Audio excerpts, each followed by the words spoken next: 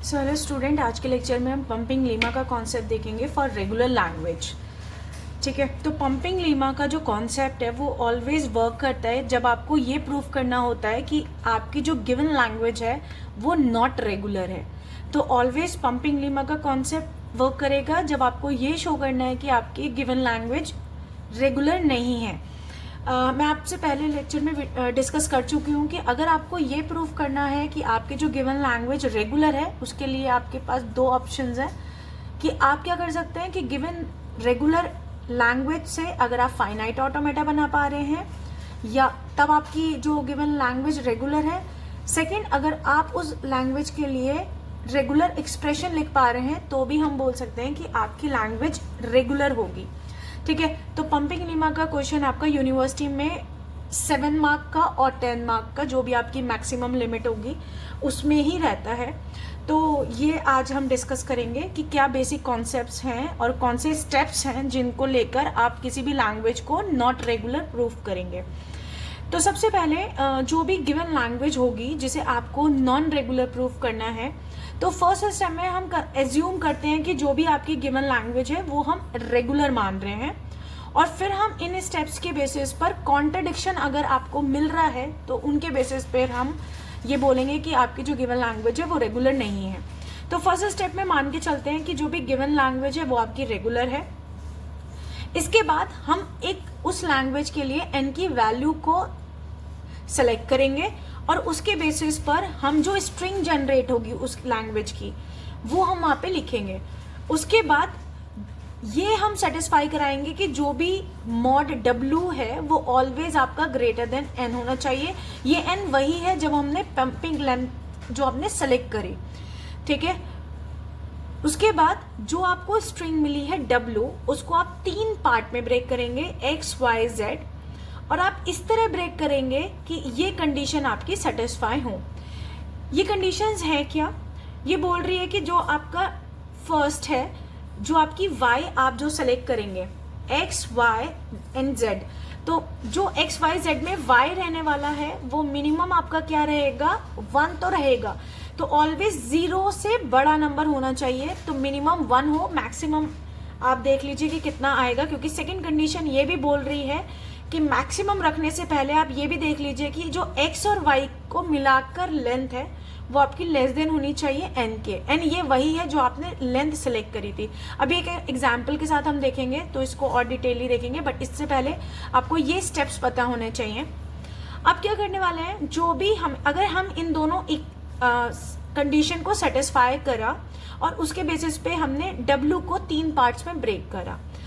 अब क्या करने वाले हैं, हम यहाँ पर y की लेंथ को इंक्रीज करने वाले हैं। अब जो भी y होगा, y आपको पता है कि मिनिमम आपका y 1 तो होगा ही होगा। ठीक है, अब y की लेंथ को इंक्रीज करेंगे i की वैल्यू की टर्म में। मैं देखूंगी i 1 पे तो ऑलरेडी मैंने मान के चली है कि मेरी लैंग्वेज रेगुलर है। अब मैं i की वैल्यू 2 पर देखूंगी और उसके बेसिस पर ये लैंग्वेज देखूंगी कि क्या जनरेट हो रही है। अगर ये जो भी स्ट्रिंग जनरेट हुई अगर वो रेगुलर लैंग्वेज का पार्ट रहा जो आपकी गिवन लैंग्वेज है, तब हम बोल सकते हैं कि ये आपकी लैंग्वेज रेगुलर होगी।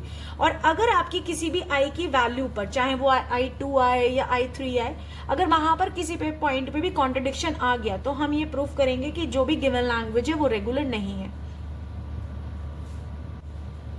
तो हम यहाँ पर एक क्वेश्चन देखते हैं।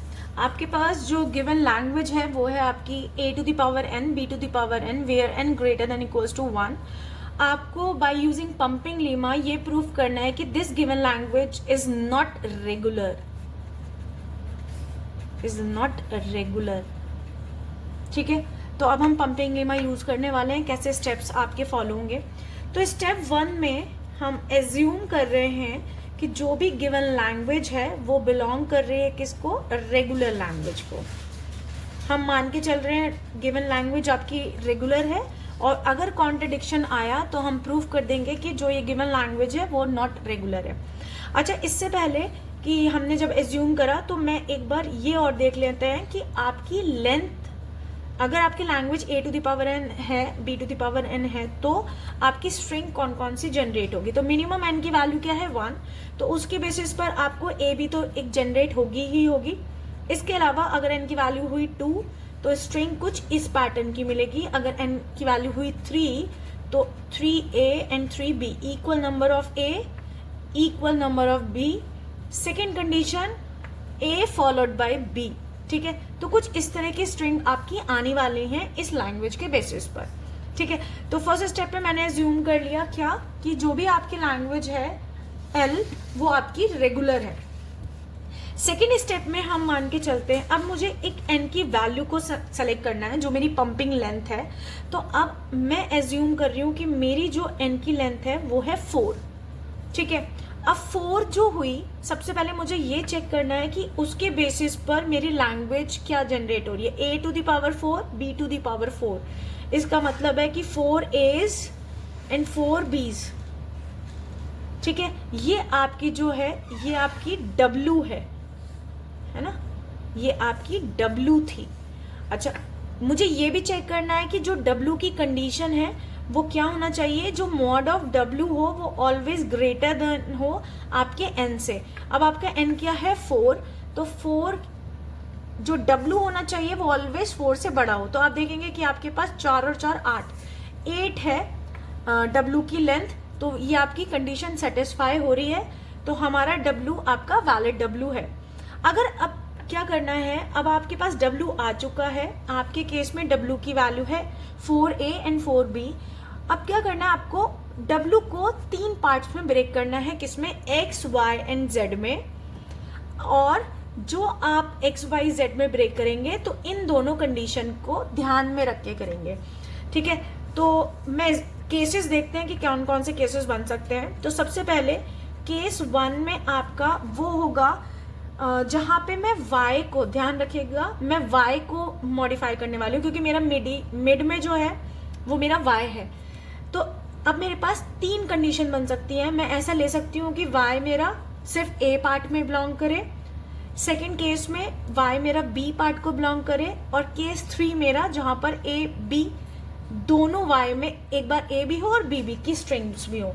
तो केस 1 जहाँ पे मेरा y सिर्फ a को बिलोंग करेगा, तो मैं मान सकती हूँ कि मेरा अगर ये वाले केस में जो फर्स्ट केस है तो मेरे पास x क्या है 3a, y क्या है मेरा सिंगल a, और जो रिमेनिंग पार्ट है वो मेरा क्या है z, ठीक है। मैंने ऐसा केस जहां पे सिर्फ y को a की टर्म्स में ही लिखा है ना, तो वो केस।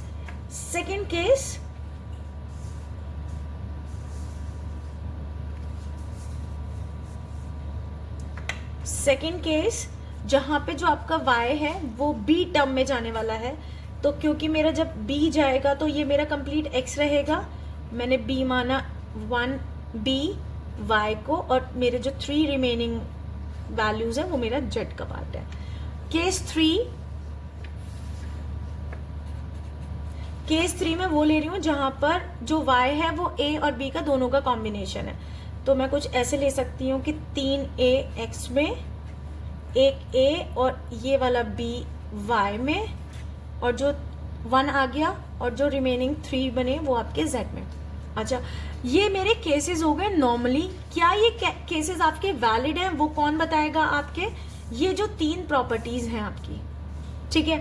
अब फर्स्ट ये बोल रहे हैं कि अगर आपका y 1 से ज्यादा, मतलब 0 से ज्यादा हो, 1 मिनिमम, तो आपने y को 1 मिनिमम माना है, तो आपकी जो फर्स्ट कंडीशन है वो ट्रू हो रही है। सेकंड कंडीशन है कि जो x और y को मिलाकर लेंथ है वो आपकी ऑलवेज n से कम होनी चाहिए, और आपका n क्या है 4। तो आप देखेंगे जो फर्स्ट केस है उसमें x और y मिला के कितना हो रहा है, 3 और 1 4, तो ये आपकी 4 लेंथ आ रही है लेस देन, और आपका n भी क्या है 4, तो इक्वल कंडीशन है, वैलिड है, ठीक है। अब हम केस 2 की बात करते हैं। फर्स्ट कंडीशन सेटिस्फाई है कि y जो होना चाहिए वो मिनिमम आपका 1 होना चाहिए, और अब सेकंड कंडीशन है कि जो x और y का जो मॉड है वो आपका क्या होना चाहिए, less than equals to n होना चाहिए, और n आपके केस में है 4। अब देखो यहाँ पर x और y की लेंथ क्या जा रही है, 4 और 1 5, x एंड y। क्या ये कंडीशन आपकी सेटिस्फाई हो रही है, नहीं। तो आपका जो केस 2 है वो आपका सेटिस्फाई नहीं हो रहा है, तो आपको कंसीडर ही नहीं करना, यहाँ पर आपकी कंडीशन ही सक्सेसफुल नहीं है, सेटिस्फाई नहीं कर रही है। यहाँ पर देखते हैं y अगेन आपका मोर देन 1 मतलब 0 से बिग है तो आप कंसीडर करेंगे, लेकिन जो एक्स वाई की लेंथ है वो आपकी n से कम होनी चाहिए, और आप देखेंगे कि एक्स वाई क्या है आपका, यहाँ पर b5 है और जो 4 से बढ़ा जा रहा है, तो अगेन ये कंडीशन आपकी सेटिस्फाई नहीं कर रही है। तो सिर्फ अभी तक केस 1 ही ऐसा केस है जो हमारा इन दोनों कंडीशन को फुलफिल कर रहा है, तो मैं केस 1 को ही कंटिन्यूएशन में लेती हूँ। अब आपका स्टेप 3 में आपको क्या करना है, आपके 2 स्टेप्स कंप्लीट हो गए जहां पर आपने y की वैल्यू और x y की कंडीशन के बेसिस पे w को x y z में ब्रेक कर लिया। अब आपको क्या करना है, आपको i की वैल्यू को इंक्रीज करना है और ये देखना है कि हर एक i पे क्या मेरी लैंग्वेज l को बिलोंग कर रही है या नहीं। अगर किसी भी i के लिए लैंग्वेज बिलोंग नहीं करेगी तो हम नहीं मानेंगे कि ये जो गिवन लैंग्वेज आपकी रेगुलर होगी। ठीक है, तो स्टेप 3 में अब मैं x, y और i की वैल्यू को इंक्रीज करने वाली हूँ, बेसिकली y की वैल्यू को इंक्रीज करने वाली हूँ। तो मेरे लिए x फर्स्ट केस में x की वैल्यू क्या थी आपकी 3a थे, तो 1 2 एंड 3। ठीक है, y था आपका 1, तो मैंने y जो 1 था इसमें i की, अभी यहाँ पर क्या है i की वैल्यू 1 है, अब मैं i की वैल्यू क्या रखने वाली हूँ 2 रखने वाली हूँ।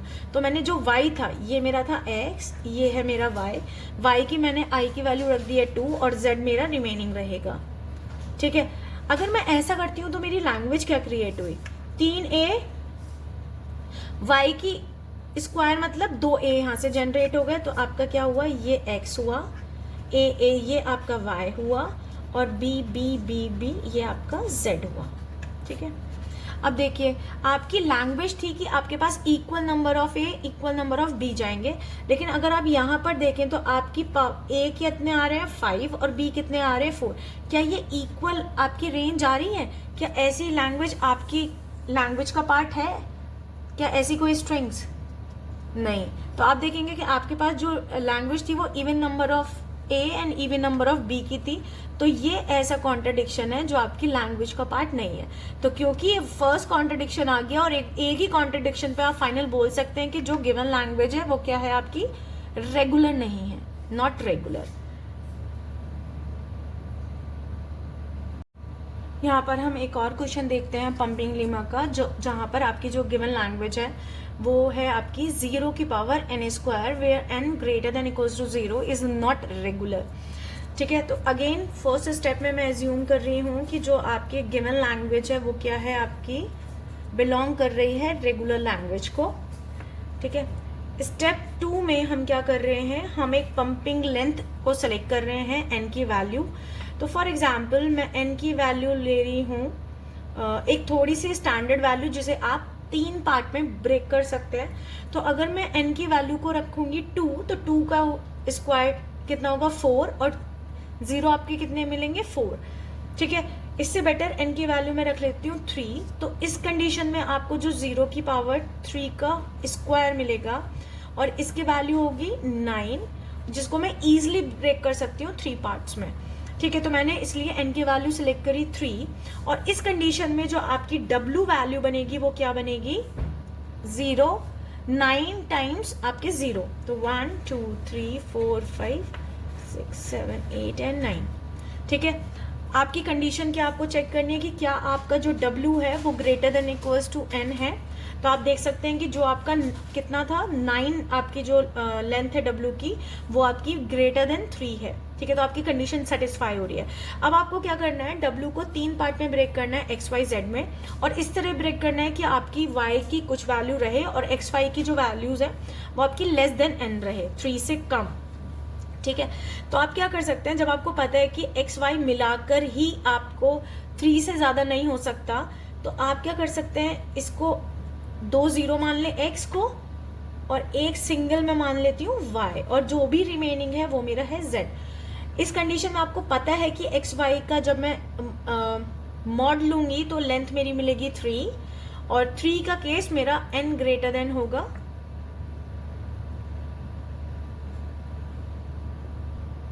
तो इस केस में आपका क्या होगा, एक्स वाई का जो वैल्यू आएगी वो लेस देन आपकी आनी चाहिए n। आपके केस में n की वैल्यू है 3 और एक्स वाई की जो वैल्यू है वो भी आपकी क्या है 3। तो आपकी कंडीशन सेटिस्फाई हो रही है। तो हम ये आपकी वैल्यू को मान के चल रहे हैं कि जो मेरा x है वो कुछ इस तरह का ब्रेक करा है मैंने।